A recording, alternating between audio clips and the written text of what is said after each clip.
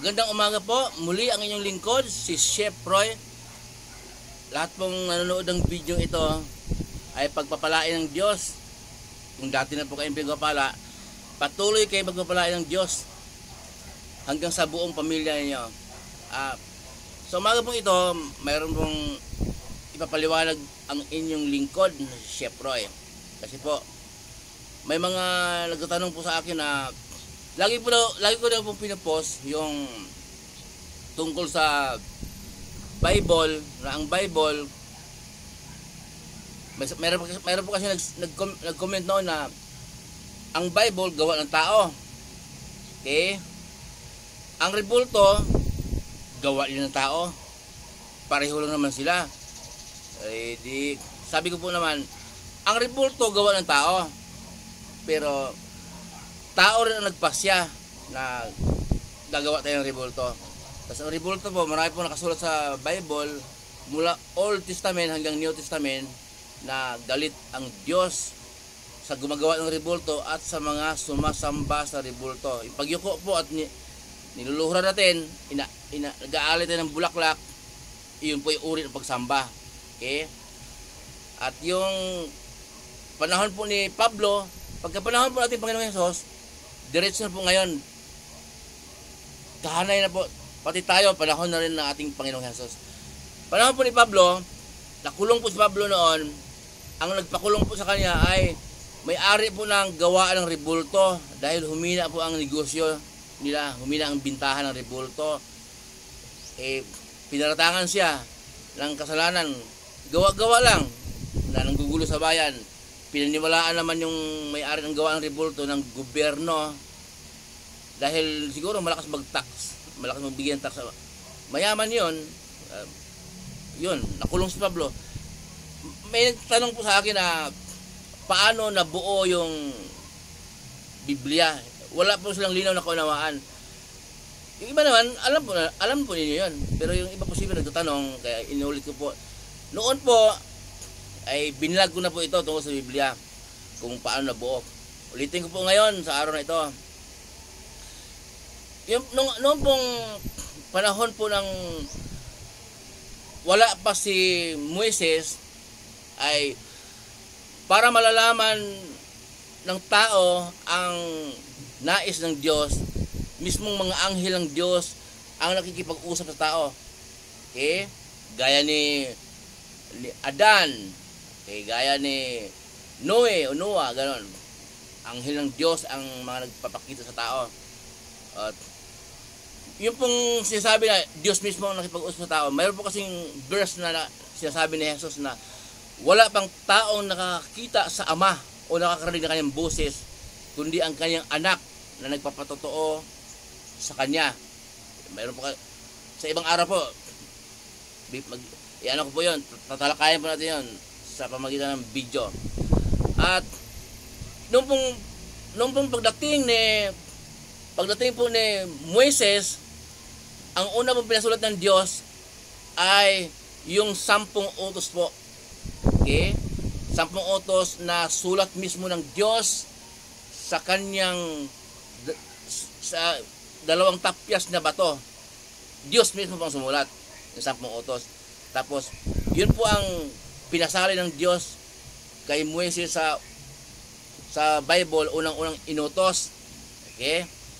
Nung pong panahon ni Moises na yun ay nag-aral na, meron na silang pagsusulat. May naintindihan na sila, mayroon ng school, gano'n, sa madalit sabi. At pinasulat po ng Diyos kay Moises, maliban po doon sa 10 utos, pinasulat ng Diyos kay Moises ang katulad ng Genesis, Deuteronomio, Bilang, Exodus, at basta po 5 aklat yun pinasulat ng Diyos kay Moises. Mula po sa Genesis hanggang Deuteronomio. Pagkatapos po noon, yung mga apostol, mga apostol sa Bagong Tipan pala yun. Yung mga propetang sumunod kay Moises, nagsulat din. Okay, inutusan ng Diyos. Kasi po, nung panahon ng mga propeta, pag sinabi yung propeta ang kinakausap ng Diyos. Yung propeta po naman ang magsasabi sa Israel kung anong nais ng Diyos, kung anong ginagawa natin kaya nagagalit ang Diyos, o anong kinagagalit ng Diyos, o anong ikinanatuwa ng Diyos na dapat natin gawin. Okay? Kaya ang mga propeta po inutusan ng Diyos na magsulat, gaya po ni Solomon, maraming katalino yon, nagkalooban ng Diyos ng katalinuhan. Maraming propeta. Ang huli pong propeta sa Old Testament ay si Malakias. Okay po? Kaya maliwanag po, tao ang inutusan ng Diyos na magsulat ng Bible, kasi tao rin naman tayo na magbabasa sa panahon natin ngayon. Kasi kung wala pong Bible, ay paano tayo magkaroon ng anong sabi ng Diyos? Ganun. Paano natin malalaman anong magiging gabay natin kung anong nais ng Diyos? Hindi po pwede sabihin na walang Diyos. Sino gumawa ng bundok, dagat, langit, lupa? Kaya ba nang gawin ng lolo natin? Siyempre, Diyos. Upang malalaman po natin ang salita ng Diyos, kailangan may Bible, pinasulat ng Diyos. At noong pong utos ng Diyos sa mga propeta po ay magpagkasala, magkatay ng hayop upang ang dugo, yun ang handog. Mayroon pong taunan po doon na dakong kabanal-banalan na iwisik ang dugo. Pinipili yung hayop na walang kapansanan. Taunan pong pagpapatawad ng kasalanan. Doon sa templo at tanging punong kataas-taas ang pari lang makakapasok doon. Okay? At nung pong panghandog ng mga kasalanan, tinuro po yan ng Diyos. Sinabi ng Diyos kay Moises na ganito ang gagawin. Panghahandog dugo ng hayop, pagkatay ng hayop. Kaya po, yung panghahandog po noon, hindi po kinalugdan ng Diyos dahil ginawang kayabangan, sinadyang magkasala, mayabang, palibasan, maraming panghandog, maraming kakatayang hayop. Yung mayaman, sinadyang magkasala, pero yung mahirap, na yung alaga ng hayop ay kasya lang sa kanyang pamilya, ibinta or gawing pang ulam, gano'n.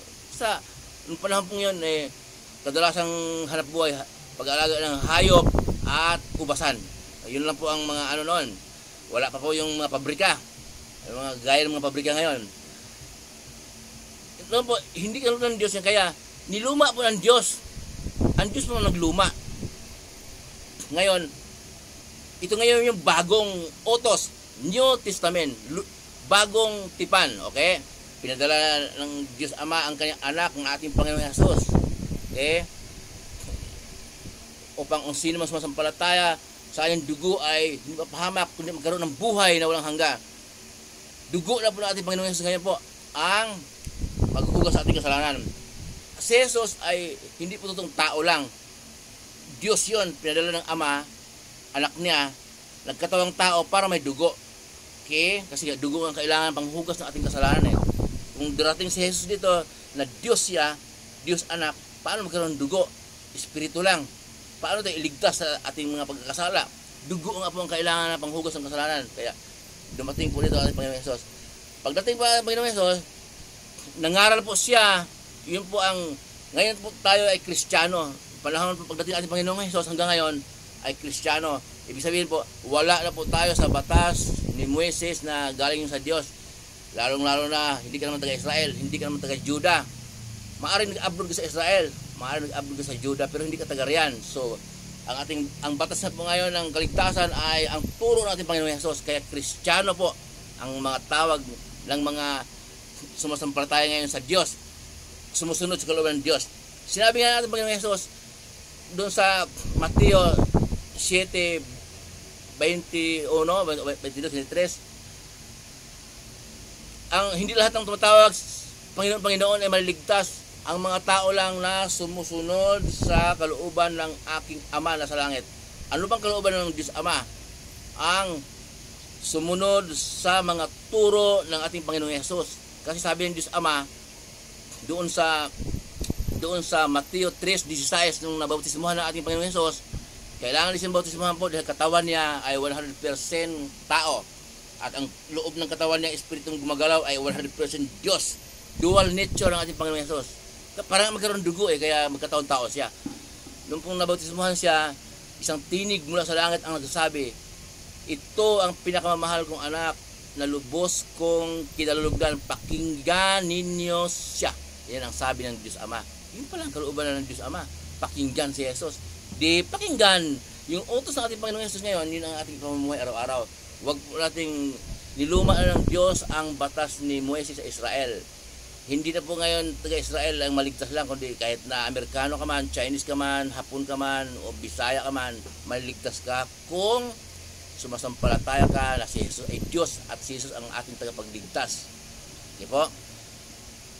Habang nangangaral natin Panginoon Jesus, inutos niya sa kanyang mga apostol na isulat ang New Testament, bagong tipan. Kaya po, yun ang ibig sabihin ng Bible. Maraming tanong kung paano na imbento. Hindi po inimbento yun.